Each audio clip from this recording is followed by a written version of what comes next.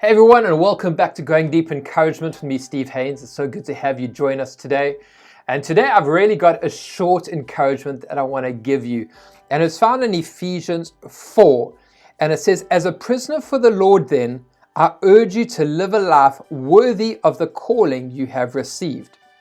Be completely humble and gentle. Be patient, bearing with one another in love."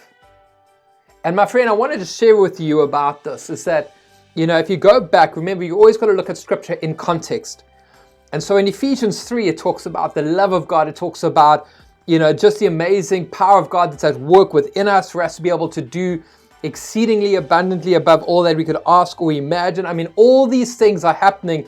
And in Paul, in chapter 4, verse 1, just starts, it says, "As a prisoner of the Lord, then I urge you to live a life worthy of the calling you have received." And then it goes on about be humble, be patient, and a couple of other things. But what for me is key is that so often I meet Christians who they talk about the fact, man, this is my calling, this is my prophetic identity, and I'm all about that. Find out your calling. What is your prophetic identity? Be based, be grounded in your identity and who you are in Christ. It is foundational to your walk with Him. But I think a key that we've got to make sure that we're adding on to that is live a life worthy of that call. So what is the call that God has given you? And are you living a life worthy of that call? So you have this great prophetic word that you're holding on to. Now live a life worthy of that. What's the character that goes with that?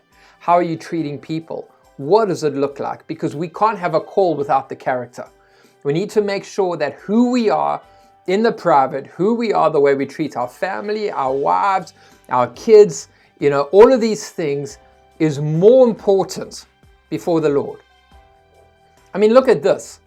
When God speaks to us in one of the Gospels, the reference will come on the screen, He tells us that when you bring an offering to the Lord, when you come to worship Him, if you know of someone who's got something against you, leave your gift at the altar and first go and make right with that person.